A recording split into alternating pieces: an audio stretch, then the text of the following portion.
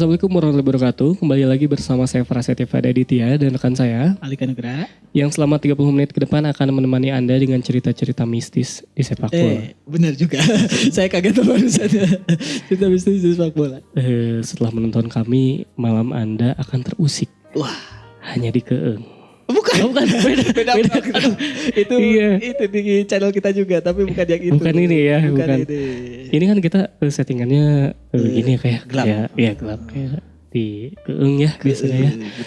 Karena kita akan ngomongin hal-hal yang serem-serem di sepak bola, benar ya? Juga. Dan di segmen yang pertama ini kita akan ngomongin cerita dari Kolombia sana. Benar. Tentang Andres Iniesta. Bukan. Andres Escobar. Andres Escobar. Ada jangan ini dong. Ini kita membangun suasananya seram nih. Suasana seram. Oke. Nih di Andres Escobar ini ada cerita soal dia di Piala Dunia 1994.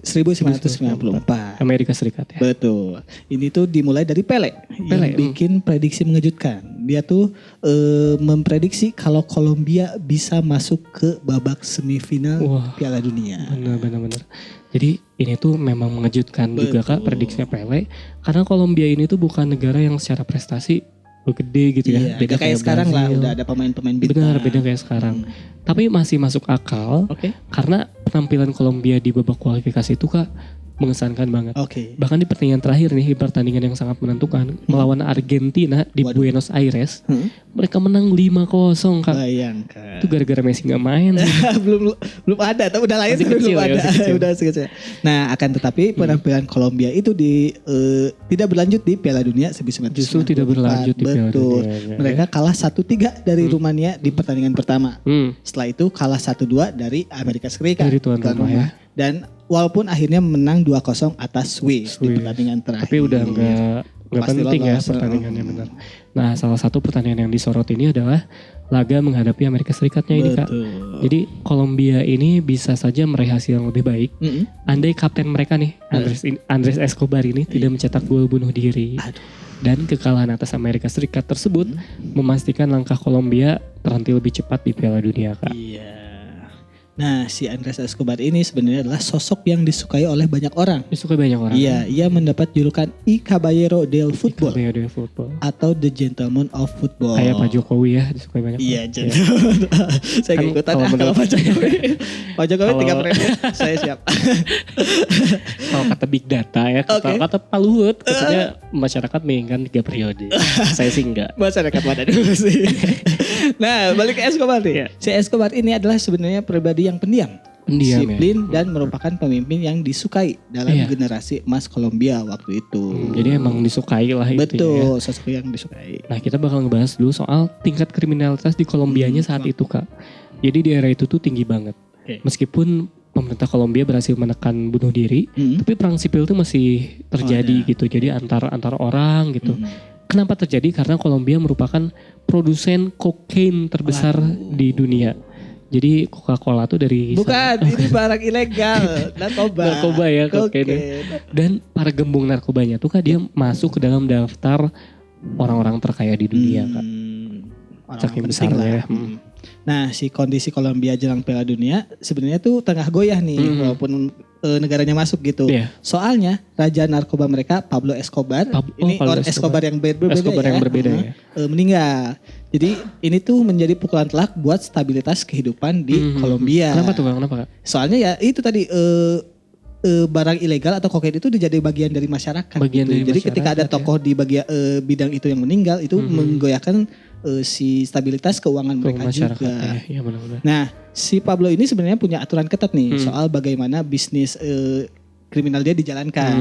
Misalnya nih dia gak boleh menculik orang lain. Nah, terus ya ada hal-hal ilegal lain yang sebenarnya atas izin Pablo tidak boleh dilakukan. Kecuali ya perdagangan si narkoba itu. Nah, setelah Pablo mati, semua orang berlomba-lomba menjadi penerusnya. Sehingga kondisi tidak seperti biasalah anak buah yang ingin mengincar, memperluas wilayah segala macam, jadinya perang lagi. Benar banget. Nah, sampai pada akhirnya Andres Escobar ini kan pulang ya dari Amerika Serikat. Betul. Dan di suatu malam Escobar ini pengen nongkrong sama teman-temannya. Anak-anak senja. Iya. Anak-anak malam sih kan malam. Bukan senja, sore. Escobar ini anak nongkrong banget. Jadi dia ini kalau nongkrong atau ngobrol tuh bahasanya campur-campur Kak. Oke. Jadi misalkan yesterday itu aku geringnya. Jadi hari ini aku activity dulu. Ini Escobar tuh Kolombia Selatan. Kenapa jadi kayak anak Jaksel? Dan dia tuh menelpon temennya Kak, namanya Conto Herrera. Nah Herrera ini memberi dia saran untuk udah kamu diem aja di rumah, takut ada apa-apa. Karena kan kamu yang menyebabkan tim kita kalah dari Amerika gitu. Belum lagi kondisi Kolombianya yang lagi panas gitu kan. Kayak bahkan manajernya pun udah minta dia Kak buat udah dong jangan kemana-mana lah di rumah aja takut ada apa-apa gitu. Tunggu aja sampai suasananya tenang dulu sampai orang-orang udah lupa. Tapi Escobar tidak mengacukan itu Kak. Dia malah bilang tidak. Aku harus menunjukkan wajahku pada orang-orang. Mungkin karena dia yakin dia gak bersalah. Dia yakin bersalah. Escobar ini hitungannya orang baik ya. Betul. Dia menunjukkan wajahnya ke orang-orang. Karena kalau di Twitter Kak, banyak orang-orang tolol, dia bukan menunjukkan wajah. Menunjukkan alat kelamin. DM cewek-cewek. Wah itu low education banget. Itu gak jelas sih orang-orang kayak gitu. Nah cerita berlanjut nih ke Escobar yang menunjukkan wajahnya ke orang yang salah. Justru ke orang yang salah ya. Saat tiba di bar namanya El Indio. Dia sempat menikmati sejumlah minuman. Sempat nongkrong lah. Dan berbicara dengan orang lain. Tapi mulailah ada orang-orang yang menyinggungnya. Utamanya karena kesalahannya di Piala Dunia kemarin. Jadi ya meja sebelah biasa lah suka ngata-ngatain. Nah karena takut ada masalah, Escobar pun akhirnya meninggalkan tempat. Diikutin Kak sama 4 orang ini. Kayak di belakang ditebokin gitu. Escobar bego. Nama bapaknya Escobar. Ini bagian anak kecil dong. Nah terus dia tuh terus melontarkan makian Kak si orang-orang yang mengikutinya ini. Nah Escobar yang marah, dia itu mengemudikan mobilnya ke arah si orang-orang yang ngejek dia tadi Kak. Dia nantangin. Dan dia bilang kalau guys itu tuh kesalahan, bukan aku pengen gitu. Sengaja ataupun dibayar sama tim lawan gitu ya. Nah tetapi nih waktu itu tensi si para peledeknya tuh udah terlanjur meningkat. Sehingga si yang menghina tersebut mulai mengeluarkan pistol. Lalu menembakkan timah panas ke Escobar. Waktu itu ada sejumlah 6 tembakan. Dan walaupun nih udah ada ambulans yang dipanggil karena ada keributan itu. Kurang lebih 30 menit berikutnya Escobar sudah dinyatakan meninggal. Nah sebenarnya ada rumor sih Kak yang beredar kalau mereka yang nembakin itu gangster Kolombia. Bukan semata-mata yang ngejekin Escobar ya. Dan setelah diselidiki mereka ini adalah galon bersaudara. Jadi ada 2 gitu galon. Bukan galon ini nama orang, galon. Dan mereka ini pengedar narkoba sebenarnya. Nah kasus ini tuh sempat agak lama nih sempat mandek. Karena konon katanya si galon bersaudara ini dia menyuap kantor kejaksaan. Buat cuma menyelidiki ke bodyguard mereka aja. Namanya si Humberto Castro Munoz. Nah terus si Munoz ini tuh entah dalam paksaan atau gimana ya, dia tuh ngaku kalau dia yang membunuh Pablo Escobar. Andres Escobar, sorry.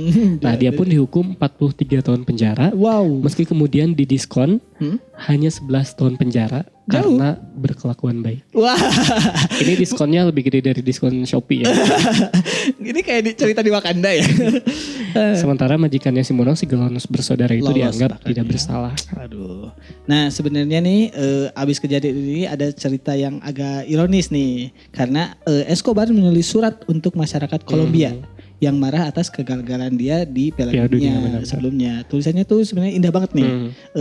Isinya, mari kita saling menghormati. Salam hangat saya untuk semua orang. Telah menjadi pengalaman yang langka dan luar biasa. Kita akan melihat satu sama lain lagi karena hidup tak berhenti di sini. Tapi sayangnya hidup Escobar justru berhenti saat itu juga. Dan tahu gak sih kayak yang lebih mengerikannya Kak? Escobar itu kan dia ditembak 6 kali ya. Dan setiap tembakan si penembaknya bilang gini, gol, gol, gol. Sangat ironis sekali ya. Di Kolombia untung kita tinggal di negara yang memegang teguh hukum ya. Untung kita hidup di sini. Saya cinta hukum Indonesia. Kak menarik banget ya bahasan kita di segmen yang pertama. Jangan kemana-mana, tetap di Propaganda, program sepak bola untuk Anda. Jangan sompral.